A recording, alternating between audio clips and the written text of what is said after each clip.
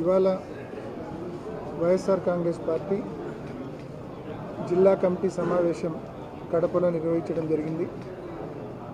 ఈ సమావేశంలో ఈ బుక్ కూడా లాంచ్ చేయడం జరిగింది. జగన్ అంటే నమ్మకం, చంద్రబాబు అంటే మోసం.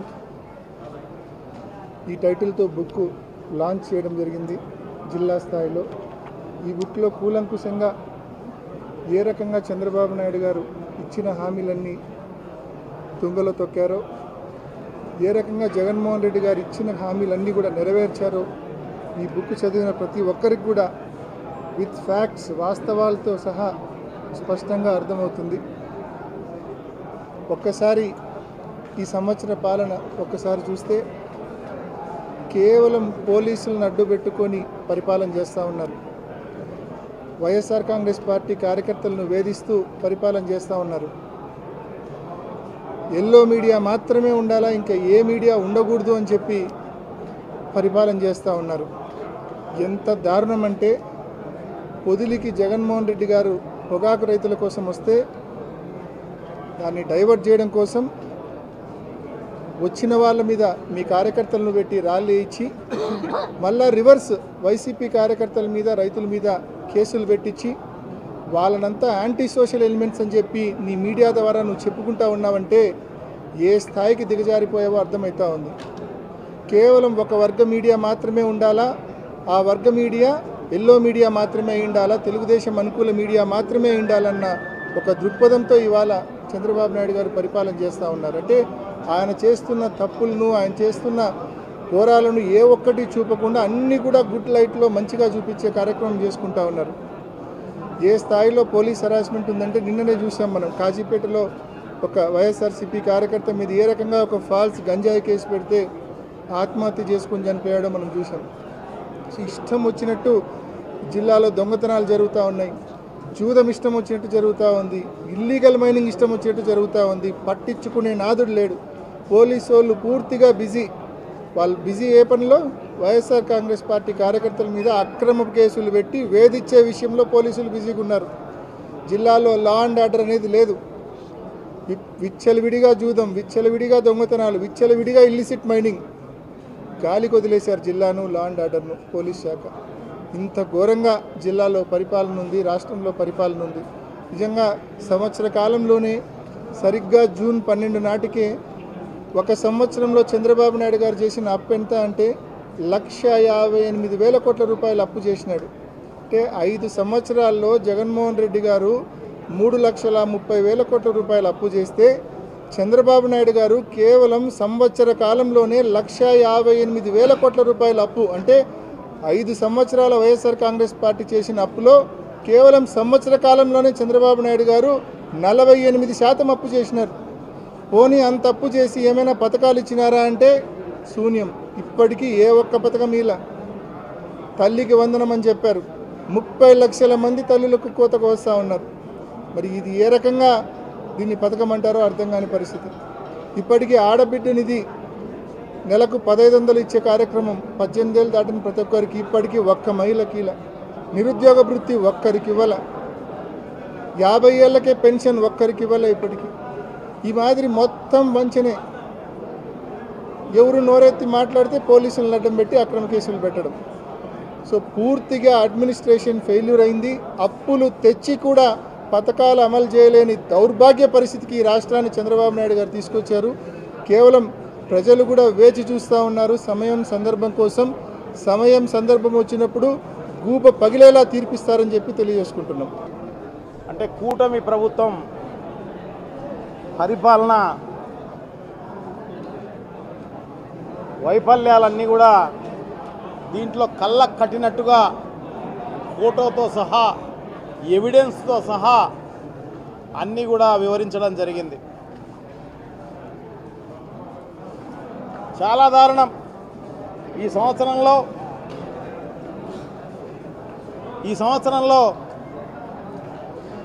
ఈ రాష్ట్ర ప్రభుత్వం దాదాపు 1,60,000 కోట్లు అప్పు చేసింది తప్ప ఎవరికీ ఉపయోగపడిన పరిస్థితి కూడా లేదు. మేనిఫెస్టోను గాలికి వదిలేసిన పరిస్థితి. మేమందరం కూడా పెద్ద ఎత్తున ప్రజలందరూ కూడా ఉద్యమించి అడిగితే తల్లికి వందనం అని చెప్పి దాంట్లో తల్లుల్లో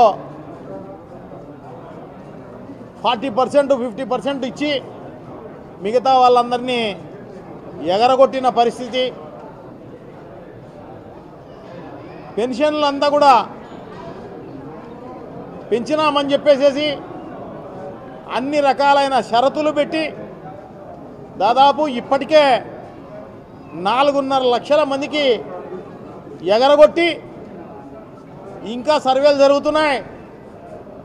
మొత్తం 10 లక్షలు తీసేయాలన్నదే ఈ ప్రభుత్వ ఉద్దేశం.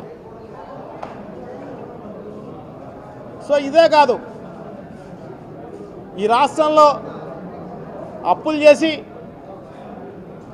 ఆ అప్పులంతా కూడా లంచాలు కమిషన్ల కోసం ఉపయోగిస్తున్నారు తప్ప ఒక్కటి ఈ రాష్ట్రానికి అభివృద్ధికి కానీ సంక్షేమ కార్యక్రమాలకు కానీ ఉపయోగించిన పరిస్థితే లేదు. గతంలో జగన్మోహన్ రెడ్డి గారి పరిపాలనలో అందించిన సంక్షేమ కార్యక్రమాలను అన్నీ ఇస్తామని చెప్పి ఇంకా ఎక్స్ట్రా ఇస్తామని చెప్పి అధికారంలోకి వచ్చి జగన్మోహన్ రెడ్డి గారు ఇచ్చిన సంక్షేమ కార్యక్రమాలు కూడా ఇప్పుడు తీసేసి అమలు చేసిన పరిస్థితి లేదు.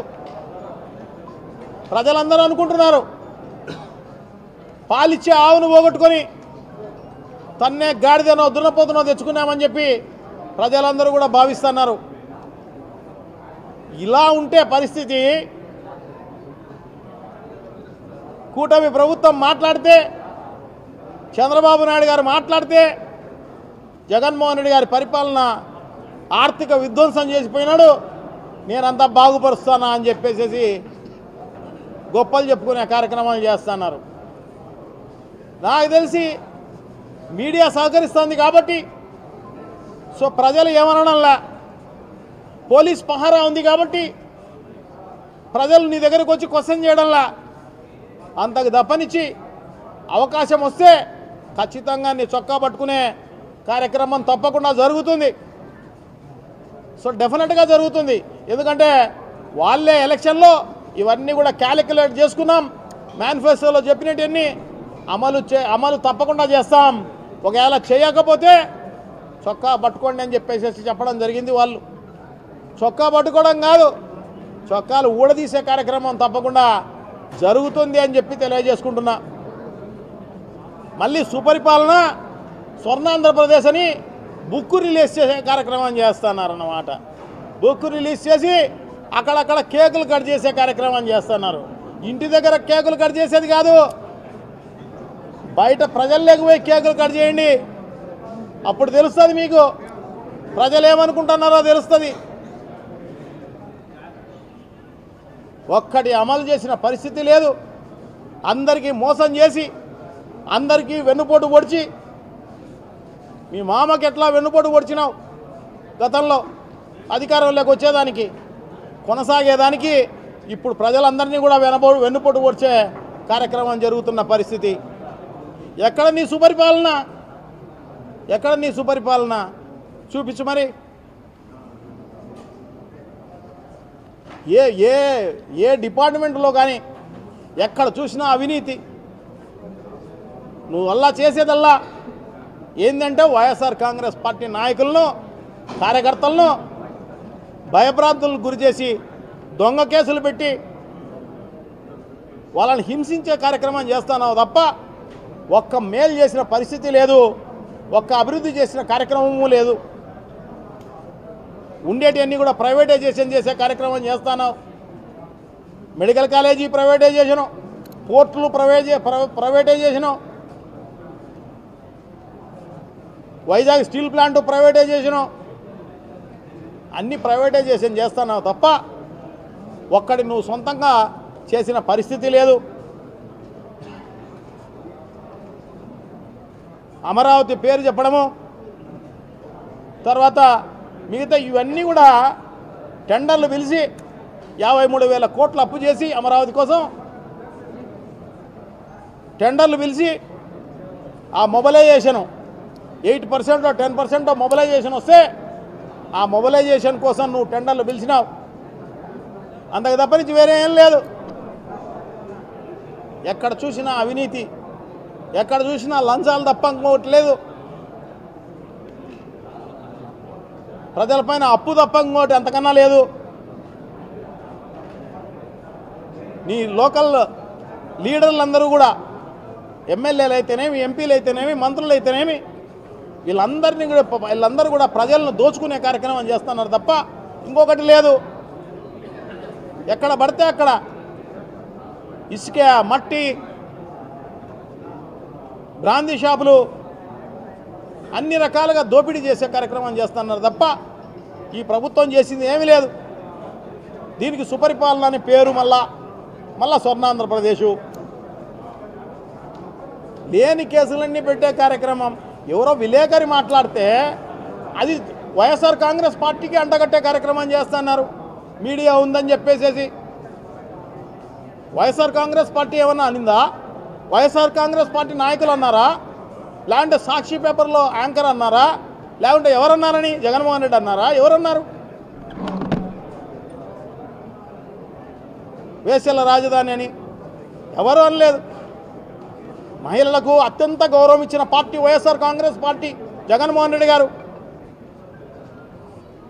మహిళలను వెన్నుపోటు పొడిచి మహిళా శక్తి అని చెప్పి నెల 1500 రూపాయలు ఇస్తామని చెప్పి ఇంతవరకు ఎగ్గొట్టిన పరిస్థితి. దాదాపు లాస్ట్ ఇయర్ మొదటి సంవత్సరంలో ఈ కూటమి ప్రభుత్వం దాదాపు 83,000 కోట్ల రూపాయలు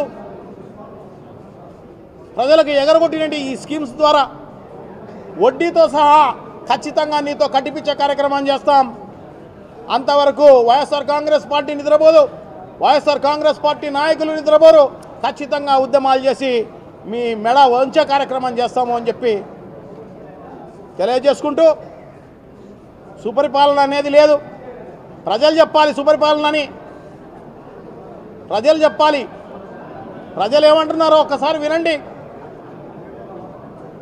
అది కాకుండా మనమే డబ్బా కొట్టుకునే కార్యక్రమం, బాకా ఊదే కార్యక్రమం చేస్తున్నారు తప్ప ఇంకో రకమైన కార్యక్రమం లేదు అని చెప్పి తెలియజేసుకుంటూ, ఒక్కసారి జగన్మోహన్ రెడ్డి గారి పరిపాలన ఒక్కసారి చూడండి. జగన్మోహన్ రెడ్డి గారి పరిపాలన ఎలా సాగిందో. నాడు నేడులో అన్ని రకాలుగా అభివృద్ధి చేసి విద్యకు, వైద్యానికి సంబంధించి అన్ని రకాలుగా డెవలప్ చేసిన పరిస్థితి మనం చూస్తున్నాం. మెడికల్ కాలేజీలు కట్టించిన పరిస్థితి చూసాం. స్వాతంత్రం వచ్చినప్పుడు 11 కాలేజీలు ఉంటే స్వాతంత్రం వచ్చినప్పటి నుంచి ఇప్పటి వరకు 17 కాలేజీలు జగన్మోహన్ రెడ్డి గారు ఇచ్చిన పరిస్థితి. దాదాపు 10 పూర్తి అయిపోయిన పరిస్థితి. దాంట్లో పోర్టులు అన్ని రకాలుగా అభివృద్ధి చేసిన పరిస్థితి. నాడు నేడులో సచివాలయాలు, ఆర్బీకేలు రైతులకు ఉపయోగపడే విధంగా అన్ని రకాలైన చేయడమే కాకుండా హాస్పిటల్స్ అన్నీ డెవలప్ చేసిన పరిస్థితి. సంక్షేమ కార్యక్రమాల్లో మేనిఫెస్టోలో ఏం చెప్పినారో అన్నీ అమలు చేసిన పరిస్థితి. అటువంటిది విధ్వంసం అంటావు, ఆర్థిక విధ్వంసం. నువ్వు చేసింది ఏంది? నీకు అప్పటికి ఇప్పటికీ ఏం తేడా లేదే బడ్జెట్లో. అప్పుడు అప్పులు చేశారు, ఇప్పుడు అప్పులు చేసినారు. పన్నుల్లో కూడా పెద్ద తేడా లేదు. సంవత్సరానికి 10,000 కోట్లు తప్ప. మరి నువ్వు సంక్షేమ కార్యక్రమాలు ఒక్కటి కూడా అమలు చేయలేదే. నీకు 15,000, నీకు 15,000, నీకు 15,000, నీకు 18,000, నీకు 18,000, నీకు 18,000 అని చెప్పి అందరినీ మోసం చేసి అధికారంలోకి వచ్చి ఈ రకంగా మోసం చేసిన నీవు మళ్ళా ఆర్థిక విధ్వంసం జగన్మోహన్ రెడ్డి చేసినారని చెప్తావు. ఖచ్చితంగా నీకు బుద్ధి చెప్పే రోజు ఖచ్చితంగా వస్తుంది. సో నీ డబ్బా, డాకా, బాకా ఇవన్నీ కూడా ఊదే కార్యక్రమం చేస్తున్నావు. మీడియా సపోర్ట్ ఉందని ఖచ్చితంగా దీనికి అంతరికి కూడా అరికట్టే కార్యక్రమం, ఎదుర్కొనే కార్యక్రమం తప్పకుండా వైఎస్ఆర్ కాంగ్రెస్ పార్టీ తప్పకుండా చేస్తుంది అని చెప్పి తెలియజేసుకుంటూ సెలవు తీసుకుంటున్నాం. థ్యాంక్ యూ, నమస్కారం.